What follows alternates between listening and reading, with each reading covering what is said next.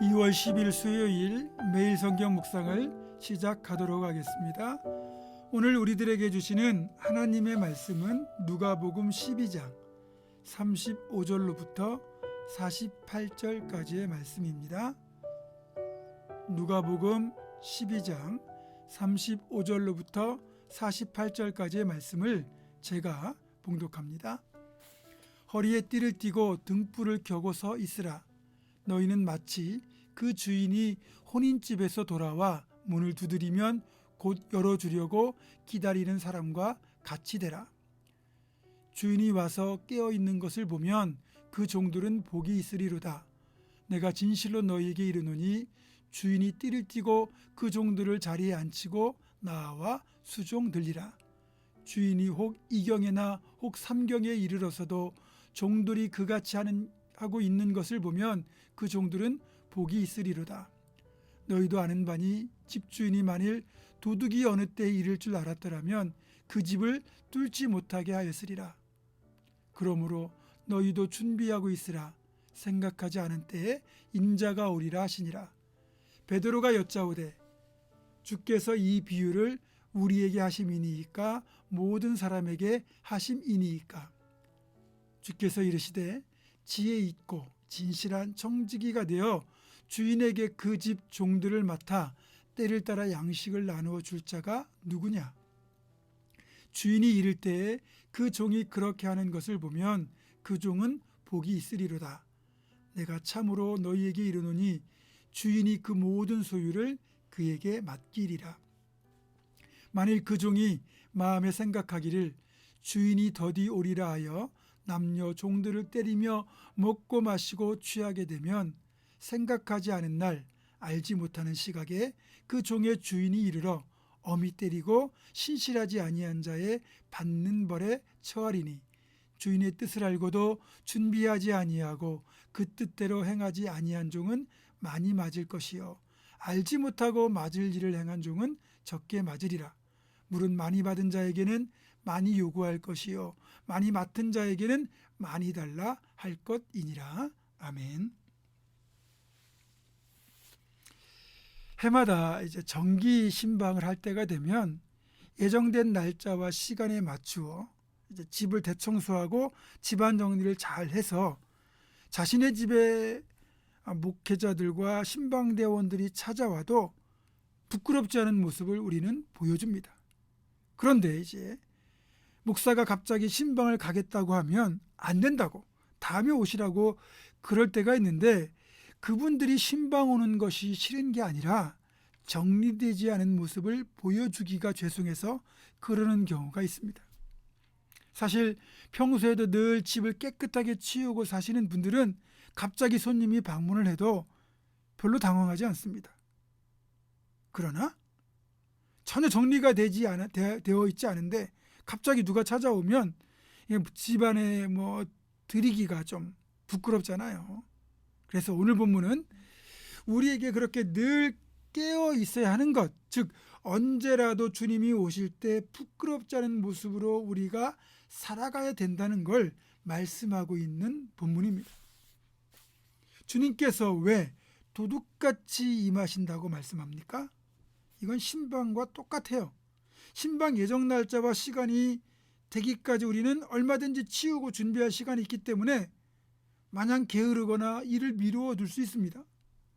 신앙생활도 마찬가지죠. 언제라도 종말이 다가올 수 있음을 기억하면서 종말론적인 자세로 살아가라고 언제 주님 오실지 그날과 그 시를 우리에게 알려주지 않는 거예요. 마태복음 24장 36절은 이렇게 말씀하잖아요. 그러나 그날과 그때는 아무도 모르나니 하늘의 천사들도 아들도 모르고 오직 아버지만 아시느니라. 그렇기 때문에 예수님의 재림 날짜를 알고 있다고 말하면서 몇 년, 몇 월, 몇 시에 예수님이 온다고 주장하는 사람들은 틀림없이 이단 사이비입니다. 그리고 그런 말을 한 사람이 평소에 아무리 착하고 정직했던 사람이라 할지라도 이런 주장을 한다면 그 말은 100% 잘못된 말입니다. 예수님도 모르는 재림 날짜를 어떻게 우리가 압니까? 비슷한 비유 중에 열처녀 비유가 있잖아요. 슬기로운 다섯 처녀는 미리 기름을 준비했지만 신랑이 더디 올 걸 예상하지 못한 미련한 다섯 처녀는 그만 기다리던 도중에 기름이 떨어지고 말았어요.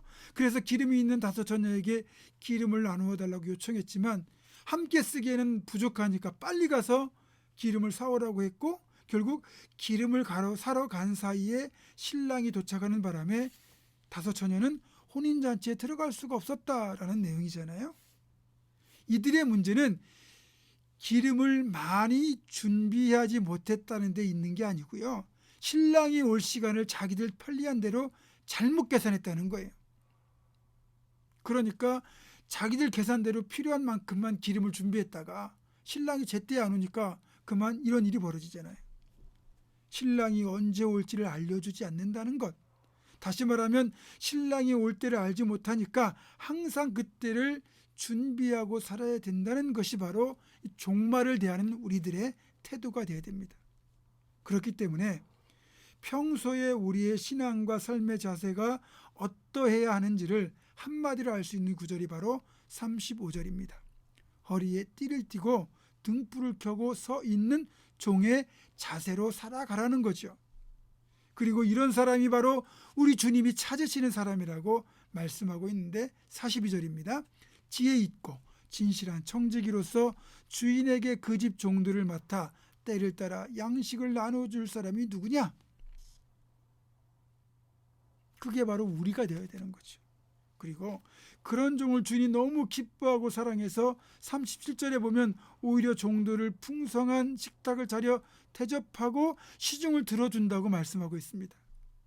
종은 종인데 오히려 이렇게 충성된 종은 주인의 사랑을 더 받고 더 이상 종처럼 여기지 않는 축복이 주어지는 겁니다. 하나님은 충성된 종들에게 이런 축복을 약속해 주셨어요. 그래서 기본적으로 우리들 이 종들에게 요구되는 자세는 언제든지 상전 되신 주님의 얼굴과 손을 늘 지켜보고 있다가 주인이 지시하는 대로 즉각 움직일 수 있어야 한다는 거죠. 그런 자세로 살아가는 사람은 언제 주님이 오시더라도 아무런 문제가 안 돼요. 그런데 주인이 한번 나가면 밤늦게 돌아오니까 실컷 놀다가 올 시간쯤 돼가지고 일하는 신용이나 하자라고 하는 종이 있다면 갑자기 주인이 일찍 돌아오면 어떻게 되겠어요? 그의 게으른 모습이 드러날 것이고 결국은 책망받을 일밖에 없어요. 우리가 이런 신실한 종과 불의한 종 사이에서 어떤 종이 되어야 되는지 이미 답이 나와 있지 않습니까? 그리고 우리의 신분이 청직이라는 거예요. 청직이라는 그 말 속에는 우리에게 맡겨주신 재물과 시간, 직분에 대한 개념이 들어있거든요. 우리가 가진 것이 우리 것이 아니라 주인의 것이고 우리는 그 주인의 것을 선하게 관리해야 할 책임이 있다는 말이에요. 내 집도 내 것이 아니고 내 땅도 내 것이 아니고 내 자식도 내 것이 아니고 내 물질도 내 것이 아니고 내 몸도 내 것이 아니에요. 다 하나님의 것이고 우리는 선한 청지기로서 이것들을 우리의 주인 되시는 하나님의 뜻에 맞게 관리하고 사용해야 될 책임이 있다는 겁니다. 본문에서는 주인이 갑자기 돌아오게 되지만 실제 우리 하나님은 늘 우리를 지켜보고 계시고 우리의 삶의 모습을 다 보고 계십니다. 그래서 지금 내가 있는 이 자리, 이 시간에서 그저 묵묵히 최선을 다하여 충성해야 됩니다. 그러다 보면 언젠간 주님 오실 것이고 우리는 주님의 잘하였도다 착하고 충성된 종아라는 칭찬과 함께 주님이 베푸는 천국잔치에 참여하는 축복을 누리게 될 것입니다. 끝까지 신실하게 충성하는 우리 모두가 되기를 주님의 이름으로 축원합니다. 기도하겠습니다. 하나님, 우리를 주님의 충성된 일꾼으로 청지기로 불러주셨습니다. 언제 주님이 다시 돌아오실지라도 부끄럽지 않은 모습으로 주님 맞이할 수 있도록 늘 깨어 신실하게 청지기의 삶을 살아내는 우리가 되게 도와주시고 주님 오시는 그날 그런 삶을 살아내는 우리 모두에게 주님이 잘하였도다 착하고 충성된 종아라고 칭찬하시는 복된 삶을 살아내는 우리 모두가 되게 하여 주시옵소서. 예수님의 이름으로 기도하옵고 이제는 우리 주 예수 그리스도의 은혜와 하나님의 사랑과 성령의 교통하심이 언제 주님 오시더라도 부끄럽지 않은 모습으로 늘 깨어있어 신실한 청지기의 삶을 충성되게 살아낼 것을 결단하는 사랑 우리 모든 성도들 이들의 삶과 가정과 생업과 우리 교회 위에 지금부터 영원토록 함께 하시옵기를 간절히 축원하옵나이다. 아멘.